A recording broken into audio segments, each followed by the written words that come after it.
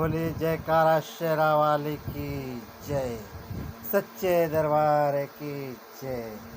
जय माता दी। दोस्तों नमस्कार भक्तों, आप सभी का स्वागत है हमारे भक्ति चैनल जय माँ भवानी मड़िया वाली में।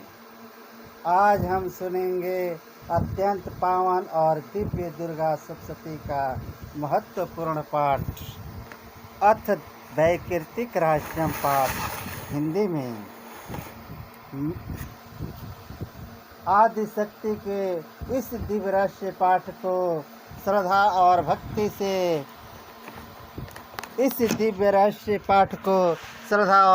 के साथ सुनने से जीवन में सुख शांति और सकारात्मक ऊर्जा और माता रानी की कृपा प्राप्त होती है। जो भी भक्त सच्चे मन से इस पाठ का श्रवण करता है, माता रानी उसकी सभी बाधाओं को दूर करती है और जीवन में खुशियों का आशीर्वाद देती है। तो आइए दीपक जलाकर सच्चे मन और श्रद्धा के साथ माँ भगवती का स्मरण करें और शुरू करते हैं अथ वैकृतिक रहस्य का पवित्र पाठ। बोलो जय माता दी। जयकारा शेरा वाली की जय। ऋषि कहते हैं, राजन, पहले जिस सत्व प्रधाना त्रिगुणमयी महालक्ष्मी के तामसी आदि भेद से 3 स्वरूप बतलाए गए हैं, वे ही सर्वा, चंडिका, दुर्गा, भद्रा और भगवती आदि अनेक नामों से कहे जाते हैं। तमोगुणमयी महाकाली भगवान विष्णु की जोग निद्रा कही गई है। मधु और कैटभ का नाश करने के लिए ब्रह्मा जी ने जिनकी स्तुति की थी, उन्हीं का नाम महाकाली है। उनके 10 मुख, 10 भुजाएं और 10 पैर हैं। वे काजल के समान काले रंग की है तथा 30 नेत्रों की विशाल पक्ति से सुशोभित होती है। भूपाल उनके दांत और दाढ़ें चमकती रहती है। यद्यपि उनका रूप भयंकर है, तथापि वे रूप सौभाग्य, कांति एवं महती संपदा के अधिष्ठान है। वे अपने हाथों में खड्ग, बाण, गदा, शूल, चक्र, शंख, भुसुंडी, परिध, धनुष तथा जिससे रक्त चूता रहता है ऐसे कटा हुआ मस्तक धारण करती है। हे महाकाली भगवान विष्णु की दुस्तर माया है। आराधना करने पर ये चराचर जगत को अपने उपासक के अधीन कर देती है। संपूर्ण देवताओं के अंगों से जिनका प्रादुर्भाव हुआ था, वे अनंत कांति से युक्त साक्षात महालक्ष्मी हैं। उन्हें ही त्रिगुणमयी प्रकृति कहते हैं तथा वे ही महिषासुर का मर्दन करने वाली है। उनका मुख गोरा, भुजाएं श्याम, स्तन मंडल अत्यंत श्वेत, कटी भाग और चरण लाल तथा जंघा और पिंडली नीले रंग की है। अजय होने के कारण उनको अपने शौर्य का अभिमान है। कटी के आगे का भाग बहुरंग वस्त्र से आच्छादित होने के कारण अत्यंत सुंदर एवं विचित्र दिखाई देता है। उनकी माला, वस्त्र, आभूषण तथा अंगराग सभी विचित्र है। वे कांति, रूप और सौभाग्य से सुशोभित है। यद्यपि उनकी हजारों भुजाएं हैं, तथापि उन्हें 18 भुजाओं से युक्त मानकर उनकी पूजा करनी चाहिए। अब उनके दाहिनी ओर के निचले हाथों से लेकर बाईं ओर के निचले हाथों तक में क्रमशः जो अस्त्र है उनका वर्णन किया जाता है। अक्षमाला, कमल, बाण, खड्ग, वज्र, गदा, चक्र, त्रिशूल, परशु, शंख, घंटा, पाश, शक्ति, दंड, चार्म, ढाल, धनुष, पान पात्र और कमंडलू, इन आयुधों से उनकी भुजाएं विभूषित है। वे कमल के आसन पर विराजमान है। सर्वदेवीमयी है, सर्वदेवमयी है तथा उसकी सबकी ईश्वरी है। राजन, जो इन महालक्ष्मी देवी का पूजन करता है वह सब लोगों तथा देवताओं का भी स्वामी होता है। जो एकमात्र सत्व गुण के आश्रित हो पार्वती जी के शरीर से प्रकट हुए थे तथा जिन्होंने शुंभ नामक दैत्य का संहार किया था, वे साक्षात सरस्वती कही गई है। पृथ्वी पते उनके 8 भुजाएं हैं तथा वे अपने हाथों में क्रमशः बाण, मूसल, शूल, चक्र, शंख, घंटा, हाल एवं धनुष धारण करती है। ये सरस्वती देवी जो निशुंभ का मर्दन तथा शुंभासुर का संहार करने वाली है, भक्ति पूर्वक पूजित होने पर सर्वज्ञता प्रदान करती है।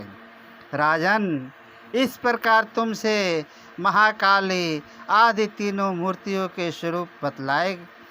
अब जगन्माता महालक्ष्मी के तथा इन महाकाली आदि तीनों मूर्तियों की पृथक पृथक उपासना श्रवण करो। जब महालक्ष्मी की पूजा करनी हो तब उन्हें मध्य में स्थापित करके उनके दक्षिण और वाम भाग में क्रमशः महाकाली और महासरस्वती का पूजन करना चाहिए और पृष्ठ भाग में तीनों जुगल देवताओं की पूजा करनी चाहिए।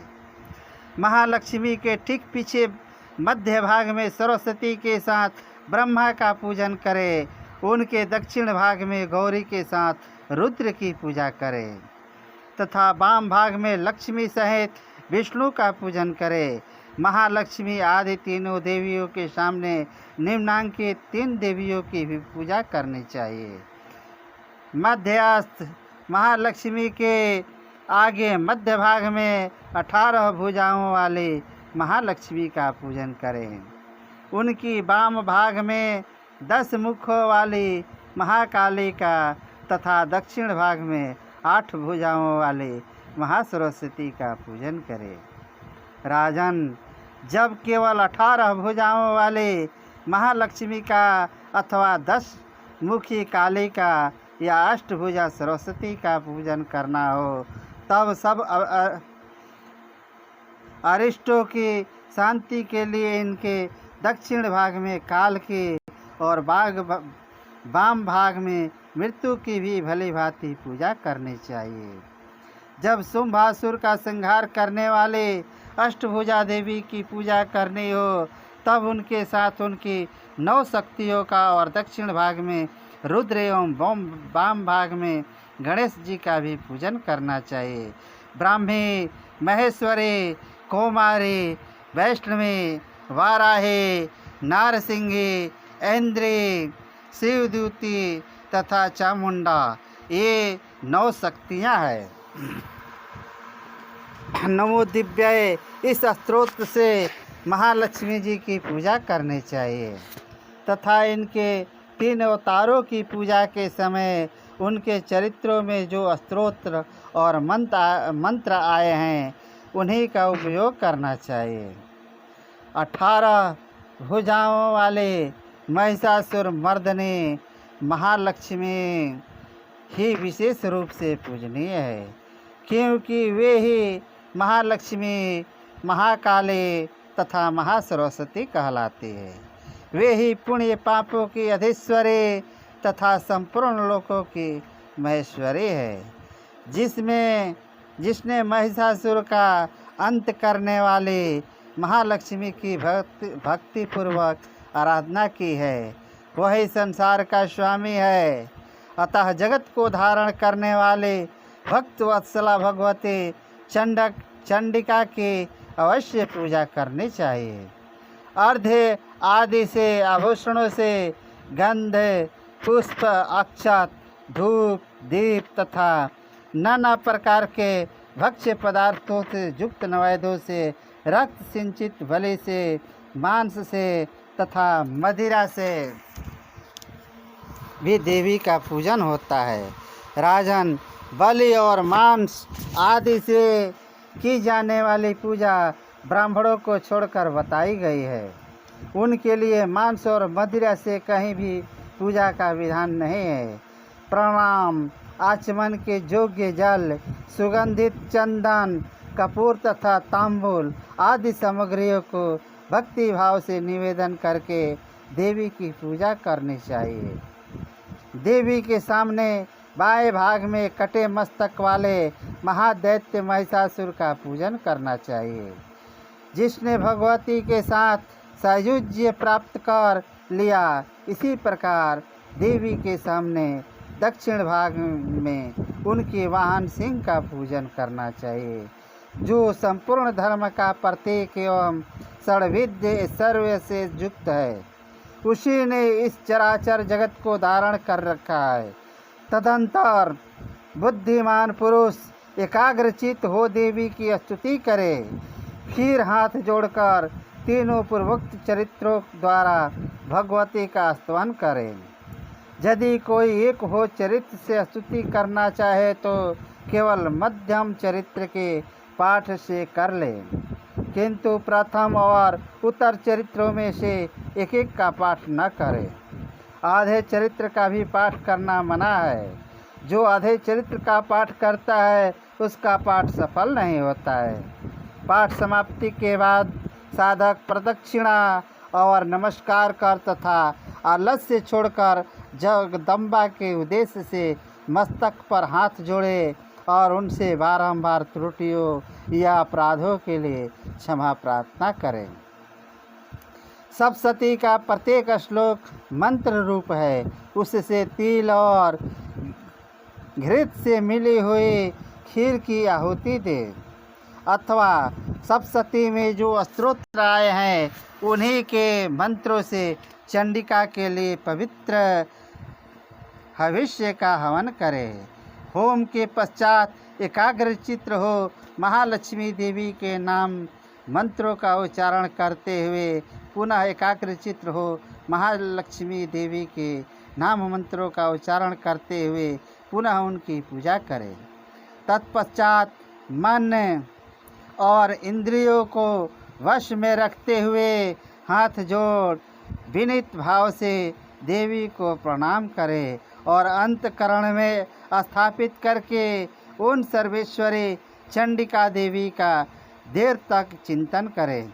चिंतन करते करते उन्हीं में तन्मय हो जाएं। इस प्रकार जो मनुष्य प्रतिदिन भक्तिपूर्वक परमेश्वरी का पूजन करता है वह मनोवांछित भोगों को भोग कर अंत में देवी का सायुज्य प्राप्त करता है। जो भक्त वत्सला चंडिका का प्रतिदिन पूजन नहीं करता, भगवती परमेश्वरी उसके पुण्यों को जलाकर भस्म कर देती है। इसलिए राजन, तुम सर्वलोक महेश्वरी चंडिका का शास्त्रोक्त विधि से पूजन करो, उससे तुम्हें सुख मिलेगा। माँ भगवती की कृपा आप सभी भक्तों पर सदैव बने रहे। आशा करते हैं कि दुर्गा सप्तशती के अथ वैकृतिक रहस्यम पाठ को सुनकर आपको शांति, भक्ति और सकारात्मक ऊर्जा प्राप्त हुई होगी। यदि आपको यह पाठ पसंद आया हो तो वीडियो को लाइक करें, अपने परिवार और मित्रों के साथ शेयर करें और चैनल को सब्सक्राइब जरूर करें। कमेंट में अवश्य लिखें जय माता दी। माता रानी आप सभी की मनोकामनाएं पूर्ण करे।